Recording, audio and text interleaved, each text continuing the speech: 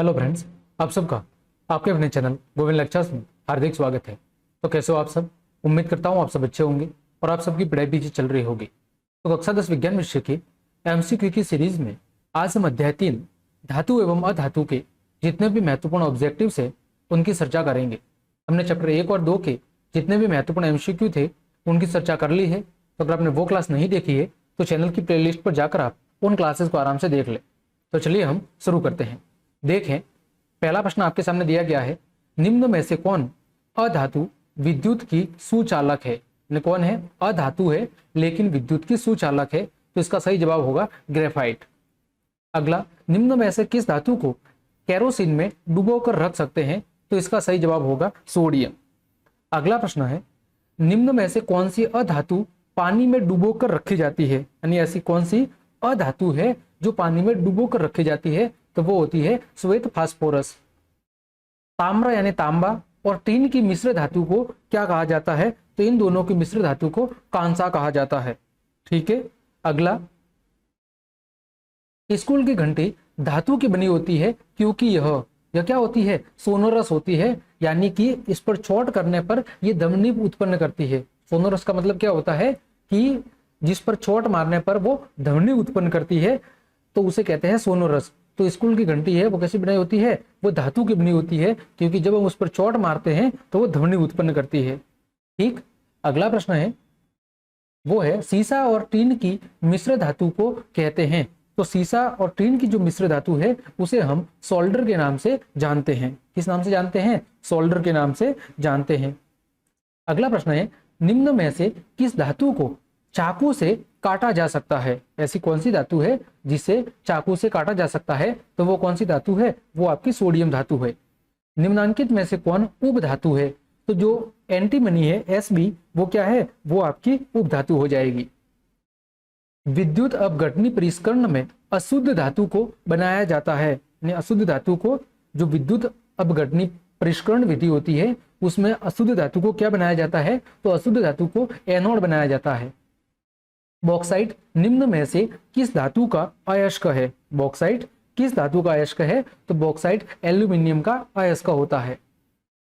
कोई धातु ऑक्सीजन के साथ अभिक्रिया करके उच्च गलनांक वाला यौगिक क्या करती है? निर्मित करती है। यह यौगिक जल में क्या है? विलय है। यह तत्व क्या हो सकता है? कोई धातु है जो कि ऑक्सीजन के साथ अभिक्रिया करके एक उच्च गलनांक वाला यौगिक बनाती है, और वो यौगिक क्या है? वो यौगिक जल में विलय होता है। तो यह तत्व क्या हो सकता है? वो तो तत्व होगा आपका कैल्शियम। अगला, शुद्ध रूप में धातु की सतह कैसी होती है? चमकदार। यह धातु के किस गुणधर्म को प्रदर्शित करती है? तो ये कौन सा गुण होगा? ये आपका गुण होगा धात्विक चमक। अगला, अगर किसी मिश्र धातु में एक धातु पारद है तो इसे हम क्या कहते हैं? तो इसे हम अमलगम कहते हैं। क्या कहते हैं? इसे हम अमलगम कहते हैं। लोहा निम्न में से किस धातु को उसके लवणों से विस्थापित कर सकता है? तो लोहा कॉपर को उसके लवणों से विस्थापित कर सकता है, क्योंकि जो अभिक्रियाशीलता की जो सारणी थी उसमें जो लोहा था वो कॉपर से ऊपर है, यानी ये कॉपर को उसके यौगिकों या लवणों से विस्थापित कर सकता है। ठीक है। अगला प्रश्न है, सोडियम का एक अयस्क चिली साल्टपीटर कहाँ पाया जाता है? तो वो पाया जाता है दक्षिणी अमेरिका में। अगला, शुद्ध सोना कितने कैरेट का होता है? तो आप सब जानते होंगे कि जो शुद्ध सोना है वो 24 कैरेट का होता है। अगला, सिल्वर और कॉपर ये दोनों ही ऊष्मा के क्या होते हैं? ये दोनों ही ऊष्मा के बहुत अच्छे चालक होते हैं। लेड यानी Pb ऊष्मा का क्या होता है? तो लेड Pb है जो ऊष्मा का अचालक होता है। कैसा होता है? अचालक या कुचालक होता है। अगला प्रश्न है, एक्वा रेजिया जिसे हम अम्लराज भी कहते हैं, वो दो अम्लों का ताजा मिश्रण होता है। कौन कौन से दो अम्ल होते हैं? तो उसमें हाइड्रोक्लोरिक अम्ल यानी HCl प्लस HNO3, ये दोनों 3:1 में मिले होते हैं, और इन दोनों के मिलने से ही एक्वा रेजिया या अम्लराज का निर्माण होता है। अगला, कौन सी अधातु कमरे के ताप पर तरल अवस्था में या द्रव अवस्था में पाई जाती है? तो वो कौन सी धातु है? वो आपकी ब्रोमीन धातु है। ब्रोमीन अधातु है, सॉरी। धातुएं ऊष्मा और विद्युत की क्या होती है? तो धातुएं होती है वो ऊष्मा और विद्युत दोनों ही के क्या होती है? चालक होती है। धातुएं ऊष्मा और विद्युत दोनों की क्या हो सकती है, अचालक और चालक भी हो सकती है। यानी विद्युत की तो धातुएं ज्यादातर धातुएं चालक ही होती है, लेकिन कुछ अपवाद भी होते हैं, और ऊष्मा की भी अधिकांश तो धातुएं है वो चालक होती है, लेकिन कुछ अपवाद भी होते हैं। अतः चालक और अचालक दोनों ही हो सकते हैं। ठीक है, अगला प्रश्न, धातुएं हैं वो आवर्त सारणी में किस ओर स्थित होती है, तो वो हमेशा बाई और केंद्र में स्थित होती है। अगला, अधातुएं आवर्त सारणी में किस ओर स्थित होती है, तो अधातुएं हमेशा दाई ओर स्थित होती है। अगला, धातु द्वारा त्यागी गई इलेक्ट्रॉन की संख्या को उस धातु तत्व की क्या कहा जाता है, तो उसे उस धातु तत्व की हम क्या कहते हैं, संयोजकता कहते हैं, कि वो कितने इलेक्ट्रॉनों का आदान प्रदान कर सकता है। धातुओं को पीटकर पतली चादरें बनाई जा सकती है, इसमें कौन सा गुणधर्म दिखाई देता है, तो आघात वर्धनीयता का गुणधर्म दिखाई देता है। अगला प्रश्न, कुछ धातु के साथ हाइड्रोजन संयोग करके धातु के क्या बनाते हैं, क्या बोल रहा है, कुछ धातु के साथ हाइड्रोजन संयोग करके धातु के क्या बनाता है, तो जब हाइड्रोजन धातु के साथ संयोग करेगा तो क्या बनाएगा, हाइड्राइड बनाएगा। धातुएं जल से अभिक्रिया करके कौन सी गैस बनाती है, तो सिंपल सी बात है, वो कौन सी गैस बनाती है, धातुएं कभी भी जल के साथ अभिक्रिया करके हमेशा हाइड्रोजन गैस ही बनाती है, क्योंकि जल में क्या होता है, H2O होता है, तो यहां से कौन सी गैस मुक्त होगी, H2 गैस ही मुक्त होगी।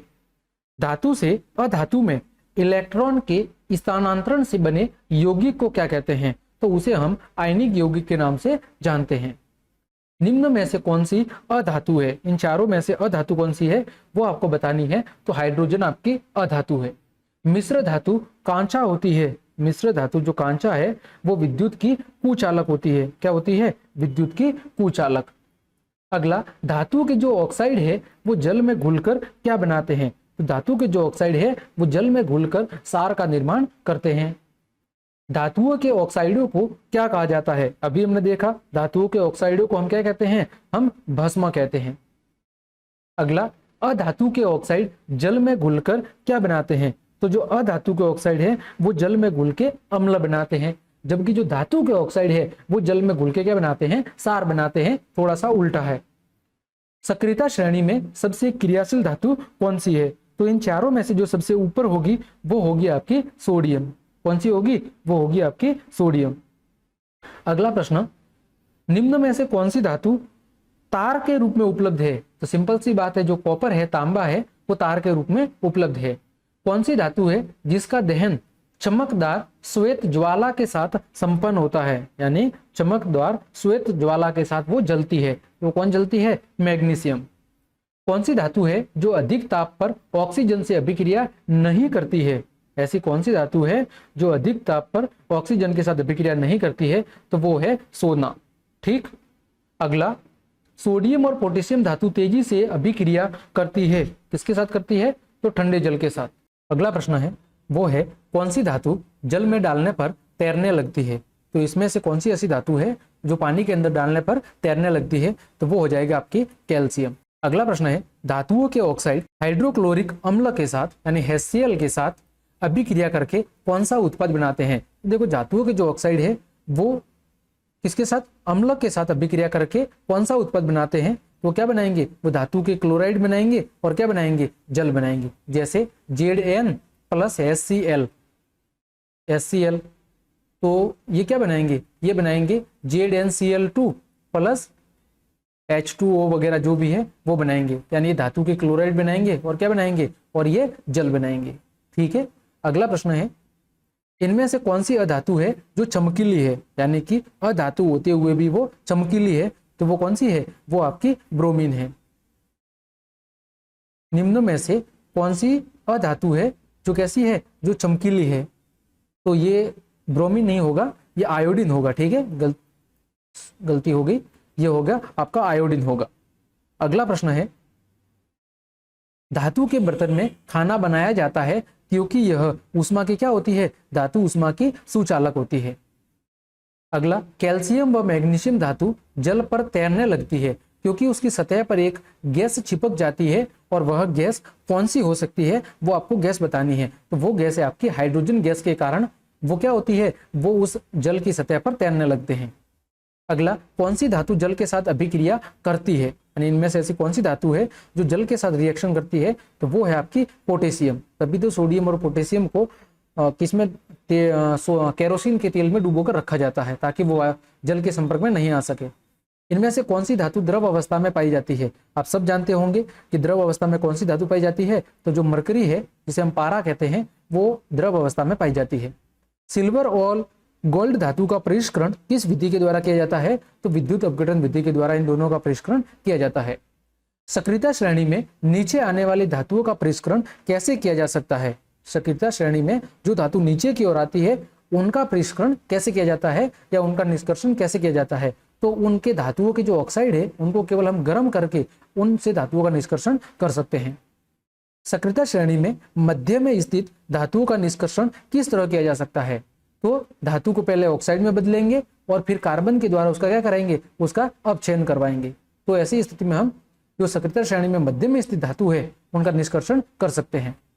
लंबे समय तक लोहे की कांटी को आर्द्र वायु में छोड़ देने पर उसकी सतह पर किस रंग की परत जम जाती है? तो लोहे पर जंग लग जाएगा और जंग का रंग कैसा होता है? भूरे रंग का होता है।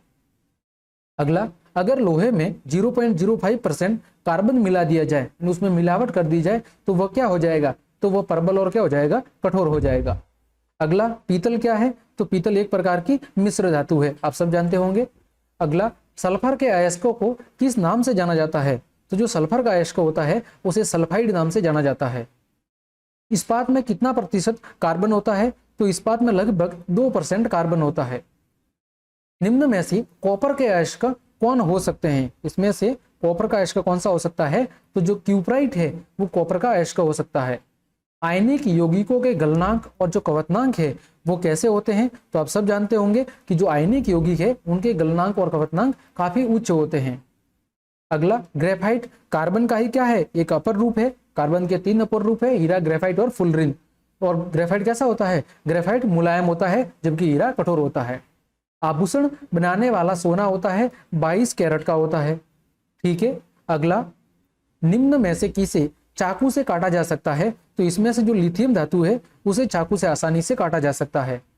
जिस तार से आपके घर पर बिजली पहुंचती है किन चीजों की परत चढ़ी होती है उसके ऊपर?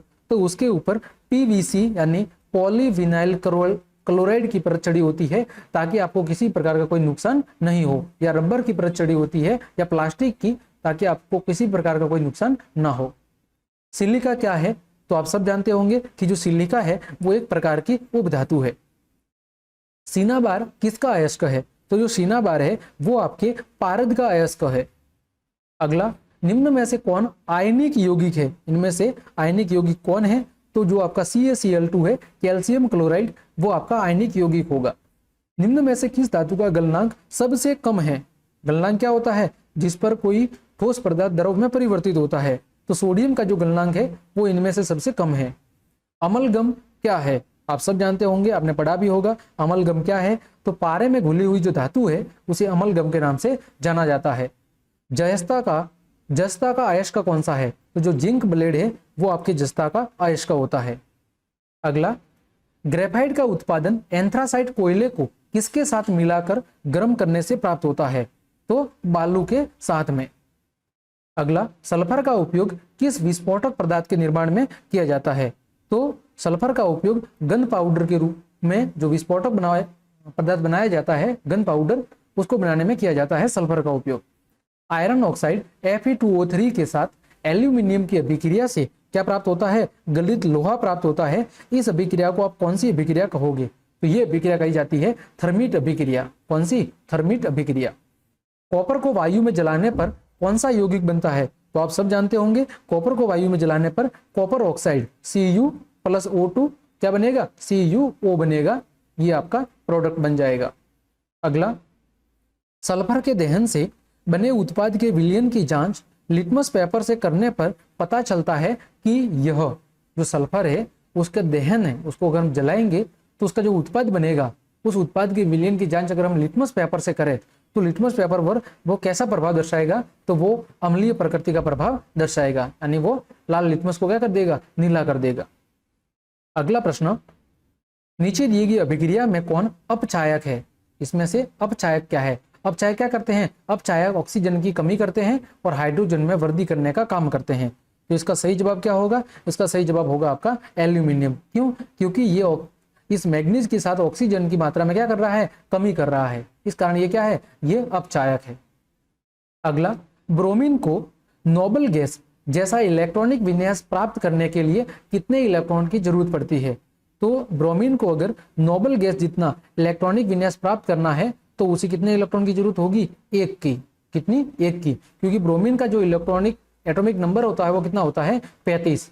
तो कैसे होगा, 2 8 8 8 8 चौक 24 24 और ये देखो 8 चौक 32 32 और 2। ब्रोमीन को, ये नोमीन लिखा हुआ है ब्रोमीन, ये देख ले एक बार। तो यहाँ इसका जो सही उत्तर होगा कि ब्रोमीन को नोबल गैस जैसा इलेक्ट्रॉनिक विन्यास प्राप्त करने के लिए, नोबल गैस मतलब उसका इलेक्ट्रॉनिक विन्यास जो बाहरी कोश है वो पूर्ण रूप से भरा होता है। तो ये कितने हो गए, देखो 8 पंजे 40, ये तो ज्यादा हो गए है ना। देखो ब्रोमीन 2 8 10 18 18 और 8 कितने होंगे, 26 26 और 8 कितने होंगे, 34 34 और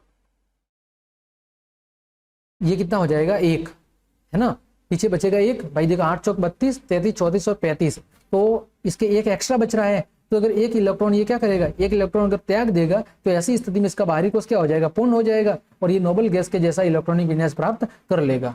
ठीक है, अगला प्रश्न, निम्न में से कौन 2 इलेक्ट्रॉन खोकर वापस, ये टाइपिंग थोड़ी मिस्टेक हो गई है, वापस स्थायी इलेक्ट्रॉनिक विन्यास प्राप्त करता है। निम्न में से कौन सा जो तत्व है वो 2 इलेक्ट्रॉनों को खो के वापिस अपना स्थायी इलेक्ट्रॉनिक विन्यास प्राप्त करता है, ऐसा कौन सा है, तो वो है आपका मैग्नीशियम। क्योंकि मैग्नीशियम का इलेक्ट्रॉनिक विन्यास कितना होता है, 13, यानी 2 8 सोडियम, देखो hydrogen helium lithium, hydrogen helium lithium beryllium boron carbon nitrogen oxygen fluorine neon sodium magnesium कितना होता है, 12 12 होता है, यानी पीछे कितना बचेगा, 2 8 2। तो यदि 2 इलेक्ट्रॉन ये खो देगा तो ऐसी स्थिति में अपना पूर्ण इलेक्ट्रॉनिक विन्यास ये प्राप्त कर लेगा। ठीक है, मैग्नीशियम का परमाणु क्रमांक कितना होता है, 12 होता है। आगे बढ़ते हैं, कार्बोनेट अयस्क को सीमित वायु में अधिक ताप पर गर्म करने पर यह ऑक्साइड में परिणत हो जाता है। किसको, कार्बोनेट अयस्क को। इस प्रक्रिया को क्या कहा जाता है, तो इस प्रक्रिया को निस्तापन प्रक्रिया कहा जाता है। अगला, सल्फाइड अयस्क को वायु की उपस्थिति में अधिक ताप पर गर्म करने पर, किसको, सल्फाइड अयस्क को वायु की उपस्थिति में बहुत ज्यादा टेम्परेचर पर गर्म उसको गर्म करे तो ये ऑक्साइड में कन्वर्ट हो जाता है। इस प्रक्रिया को क्या कहते हैं, इसको भंजन प्रक्रिया कहते हैं। सोडियम क्लोराइड है, सोडियम क्लोराइड क्या है, तो यह एक विपरीत आयनों वाला क्या है, समुच्चय है। सोडियम क्लोराइड का मतलब NaCl, Na+ और Cl-, तो ये विपरीत आयनों का एक समुच्चय है या यौगिक है। निम्न में से कौन सी उप धातु है, इसमें से उप धातु कौन सी है, तो जर्मेनियम है, वो कौन सी है, वो उप धातु है। HNO3 किस प्रकार का अम्ल है, जो नाइट्रिक अम्ल है वो एक प्रकार का क्या होता है, यह एक प्रकार का परबल ऑक्सीकारक होता है। क्या होता है, परबल ऑक्सीकारक। MgCl2 मैग्नीशियम क्लोराइड यौगिक का जो गलनांक है वो कितना होता है, तो इसका जो गलनांक है वो लगभग 981 केल्विन होता है।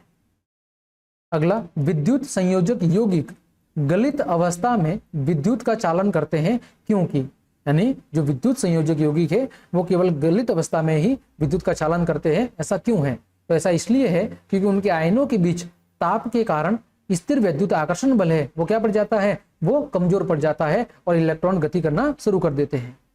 अगला, लोहे को संधारित होने से बचाने के लिए, ये संभारित नहीं है संधारित है, संधारण होता है ना, संचारण सॉरी, तो संभारित या संचारित होने से बचाने के लिए उसकी सतह पर किसका लेप चढ़ाना लाभकारी होता है, तो ऐसी स्थिति में यसद लेपन यानी जिंक का लेप करना क्या होता है, लाभकारी होता है।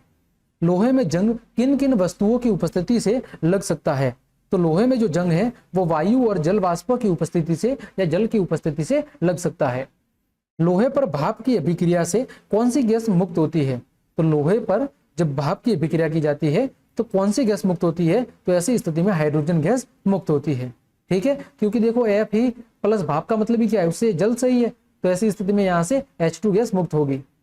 अगला, लोहा अभिक्रिया करता है ठंडे जल के साथ, भाप के साथ, गर्म जल के साथ, या सभी के साथ? तो भाप के साथ। अगला, निम्न में से कौन सा युगल विस्थापन अभिक्रिया को प्रदर्शित करता है? विस्थापन अभिक्रिया में क्या होता है? यौगिकों का विस्थापन होता है। तो ऐसा कौन सा है? तो ये हो जाएगा आपका उदाहरण नंबर 4, AgNO3, सिल्वर नाइट्रेट और कॉपर धातु। ठीक है, तो इस अभिक्रिया में कौन सी अभिक्रिया होगी? आपकी विस्थापन अभिक्रिया होगी। NaCl, सोडियम क्लोराइड का क्वथनांक कितना होता है? तो ये होता है लगभग 1686 केल्विन। मैग्नीशियम के दहन से जो उत्पादक बनता है मैग्नीशियम ऑक्साइड, वो कैसा होता है? तो मैग्नीशियम ऑक्साइड कैसा होता है? क्षारीय, क्योंकि मैग्नीशियम क्या एक प्रकार की धातु है, और धातुओं के जो ऑक्साइड है वो कैसे होते हैं? वो क्षारीय होते हैं। एल्यूमिनियम पर मोटी ऑक्साइड की परत बनाने की प्रक्रिया क्या कहलाती है? वो कहलाती है आपकी एनोडीकरण। अगला, हीरा और ग्रेफाइट में से कौन विद्युत का सुचालक है? तो आप सब जानते होंगे कि जो हीरा और ग्रेफाइट में कौन विद्युत का सुचालक है? तो ग्रेफाइट है। ग्रेफाइट क्या है? ग्रेफाइट आपका विद्युत का सुचालक है। अगला, ठोस अवस्था में विद्युत संयोजक यौगिक विद्युत का क्या करते हैं? ठोस अवस्था में विद्युत संयोजक यौगिक विद्युत का चालन नहीं करते हैं। अगला, विद्युत संयोजक यौगिक कार्बन डाइसल्फाइड में, यानी जो विद्युत संयोजक यौगिक है वो कार्बन डाइसल्फाइड में कैसे होते हैं? तो वो कार्बन डाइसल्फाइड के अंदर घुलनशील नहीं होते हैं। क्या होते हैं? घुलनशील नहीं होते हैं। अगला, सक्रियता श्रेणी में सबसे ऊपर स्थित धातुओं का निष्कर्षण कैसे होता है? तो धातुओं के जो गलित क्लोराइड है उनका क्या किया जाता है? उनका विद्युत अपघटन किया जाता है। ठीक है, अगला प्रश्न, कॉपर वायु में उपस्थित आर्द्र कार्बन डाइऑक्साइड के साथ अभिक्रिया करती है जिससे उसकी सतह के भूरे रंग की चमक समाप्त होकर हरे रंग की हो जाती है। ये हरा रंग क्या है? तो ये हरा रंग है वो कॉपर कार्बोनेट के कारण होता है। ठीक है, जिंक ऑक्साइड के साथ कार्बन को गर्म करने पर जिंक धातु की प्राप्ति होती है। तो यहाँ पर कार्बन किस रूप में काम कर रहा है? तो वो अपचायक के रूप में काम कर रहा है। उच्च अभिक्रियाशील धातु से शुद्ध धातु की प्राप्ति कौन सी विधि के द्वारा की जाती है? वो आपको बताना है। तो ऐसी स्थिति में गलित धातु का विद्युत अपघटन किया जाता है। ठीक है, अगला, भूप्रपटी में स्वतंत्र अवस्था में पाई जाने वाली धातु निम्नांकित में से कौन है जो पृथ्वी में या भूप्रपटी में स्वतंत्र रूप से पाई जाती है? तो वो आपकी Ag है, सिल्वर है। कौन सी है? Ag यानी कि सिल्वर। अगला, मैग्नीशियम डाइऑक्साइड के मैग्नीज डाइऑक्साइड को के साथ गर्म करने पर कौन सा यौगिक बनता है? मतलब ये है कि मैग्नीज को कार्बन डाइऑक्साइड के साथ गर्म करने पर कौन सा यौगिक बनता है? तो ऐसी स्थिति में जब हम मैग्नीज को कार्बन डाइऑक्साइड के साथ गर्म करेंगे तो कौन सा यौगिक बनेगा? यहां पर कुछ गलत है शायद तक। मैग्नीज को कार्बन डाइऑक्साइड के साथ गर्म करने पर कौन सा यौगिक बनेगा? तो इसका सही जवाब यहां पर यह होगा शायद MnO4। ठीक है, लेकिन यहां पर आप देखो और देख सकते हो एल्यूमिनियम अगर होगा तो एल्यूमिनियम जब इसके साथ कार्बन डाइऑक्साइड के साथ अभिक्रिया बनेगा तो क्या बनेगा? Al2O3। ठीक है, और अगर मैग्नीज करेगा तो क्या बनेगा? MnO4 बनेगा। अगला प्रश्न, निम्न में से कौन सा उत्पाद लेड नाइट्रेट PbNO3 को गर्म करने पर प्राप्त होता है? तो जब आप PbNO3 को गर्म करोगे तो NO2 बनेगी, नाइट्रस ऑक्साइड। अगला, सोडियम क्लोराइड के जलीय विलयन से NaCl के जलीय विलयन से विद्युत धारा प्रवाहित करने पर यह सोडियम हाइड्रोक्साइड बनाता है, NaOH बनाता है। इस प्रक्रिया को क्या कहते हैं? तो इस प्रक्रिया को क्लोर सार अभिक्रिया के नाम से जाना जाता है। ये इंपॉर्टेंट है, कई बार पूछा जाता है। कार्बन का कौन सा अपर रूप सबसे कठोर है? आप सब जानते होंगे कि सबसे कठोर कौन होता है? हीरा होता है। ऑक्साइड अयस्क को समृद्ध करने के लिए इसे क्या कहा जाता है? और जो ऑक्साइड अयस्क है उसको हमें शुद्ध अवस्था में प्राप्त करना है या उसे सही तरीके से उपयोग में लेना है तो उसे क्या करेंगे? तो उसकी द्रव चालित धुलाई की जाती है। जिंक पर तनु H2SO4 सल्फ्यूरिक अम्ल की अभिक्रिया से कौन सी गैस बनती है? तो हाइड्रोजन गैस बनती है। Zn और Al में कौन अधिक अभिक्रियाशील है? तो एल्यूमिनियम है, वो जिंक की तुलना में अधिक अभिक्रियाशील है। हीरे का गलनांक और क्वथनांक दोनों ही क्या होते हैं? दोनों ही बहुत ही उच्च होते हैं। अगला, अम्ल CuSO4 के विलयन का अम्लीय क्या है, अम्लीय कॉपर सल्फेट के विलयन का विद्युत अपघटन करने पर शुद्ध तांबा कहां पर जमा होता है? तो शुद्ध तांबा हमेशा आप सब जानते होंगे कैथोड पर जमा होगा।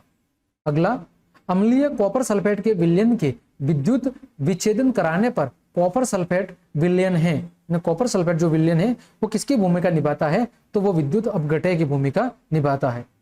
अम्लीय कॉपर सल्फेट में विद्युत धारा प्रवाहित करने पर अविलय अशुद्धियां एनोड तली पर निक्षेपित होती है और उसे क्या कहा जाता है? उसे एनोड पंख के नाम से जाना जाता है। निर्जल कैल्शियम क्लोराइड को क्या कहा जाता है? निर्जल कैल्शियम क्लोराइड को शुष्कन कर्मक कहा जाता है। सिल्वर को यानी चांदी को वायु में छोड़ देने पर किस तत्व से वो अभिक्रिया करती है जिससे उसकी सतह काली पड़ जाती है? तो सल्फर से अभिक्रिया करती है, जिस कारण से आभूषणों का जो रंग है वो काला पड़ जाता है। अगला, कॉपर को वायु में कुछ दिनों तक छोड़ देने पर उसकी सतह से भूरे रंग की परत धीरे धीरे समाप्त होकर हरे रंग की परत चढ़ जाती है। यह किस कारण होता है? तो ये हमने प्रश्न पहले भी देखा था कि जो सांद्र CO2 है उसकी साथ अभिक्रिया के कारण कॉपर सल्फेट का निर्माण होता है या कॉपर सल्फाइड का निर्माण होता है और उस कारण वो हरे रंग का हो जाता है।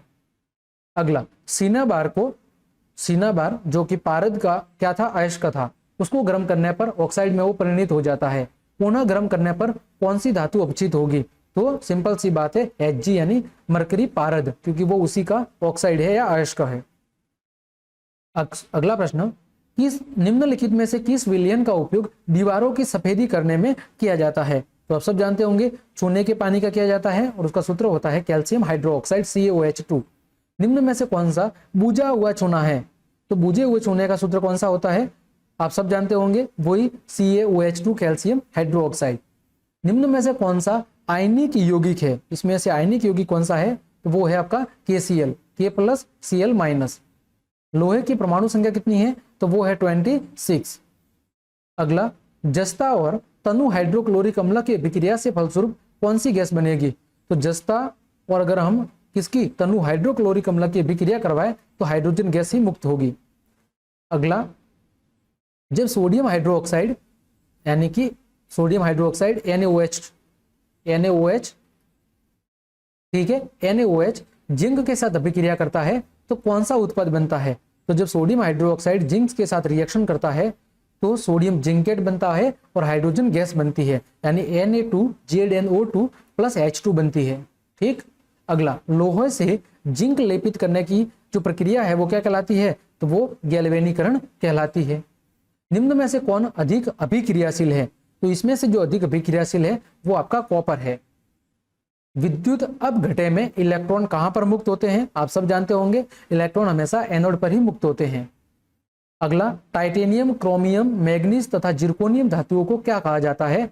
तो ये क्या है? ये सामरिक महत्व की धातुएं होती है।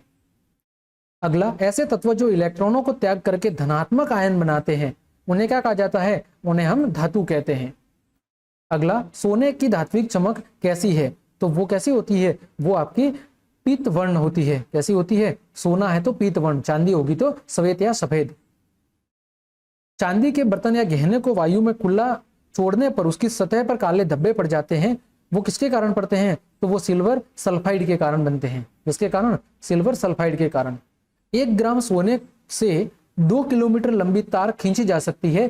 धातुओं का ये गुणधर्म कौन सा है? तो ये धातुओं का तन्यता गुणधर्म है कि धातुओं को खींचकर पतली तार के रूप में बदला जा सकता है। अगला प्रश्न है कि जो लेड है Pb और मरकरी यानी Hg, ये दोनों ही उष्मा के क्या होते हैं? ये अल्पतम चालक होते हैं, यानी कम चालक होते हैं। पारा विद्युत धारा प्रवाह में उत्पन्न करते हैं। जो पारा है वो विद्युत धारा प्रवाह में क्या उत्पन्न करता है? उच्च प्रतिरोध उत्पन्न करता है, तभी तो वो विद्युत के बहुत ही अल्पतम चालक होते हैं। एल्यूमिनियम ऑक्साइड जिंक ऑक्साइड की प्रकृति है। एल्यूमिनियम ऑक्साइड और जिंक ऑक्साइड की प्रकृति कैसी है? तो देखो ये अम्लीय भी है और कैसे है? क्षारकीय भी है। ठीक है, यानी ए और बी दोनों। आगे, कॉपर सल्फेट के नीले विलयन में जिंक को डालने पर जिंक सल्फेट का कैसा लवण बनता है? कॉपर सल्फेट के नीले विलयन में अगर हम जिंक को डाल दें तो उसका लवण कैसा बनता है? नीला, पीला, वर्णहीन। तो कैसा बनता है? वर्णहीन, उसका कुछ भी रंग नहीं होता है। ठीक है, तो इस प्रकार हमने आपके अध्याय 3 के जितने भी महत्वपूर्ण MCQ थे उनकी चर्चा बहुत अच्छे से कर ली है। उम्मीद करता हूँ सारे प्रश्न आपको अच्छे समझ में आए होंगे। तो अगर आपको मेरी मेहनत और क्लास पसंद आ रही है तो फिर ज़्यादा से ज़्यादा अपने मित्रों को शेयर करें, लाइक, कमेंट और सब्सक्राइब भी जरूर करें। और आपको सभी प्रकार के नोट्स और स्टडी मटेरियल की जरूरत है तो आप मेरे टेलीग्राम चैनल को ज्वाइन कर लें, वहाँ पर आपके सभी प्रकार की हेल्प की जाएगी। तो आज के लिए इतना ही। जय हिंद, जय भारत।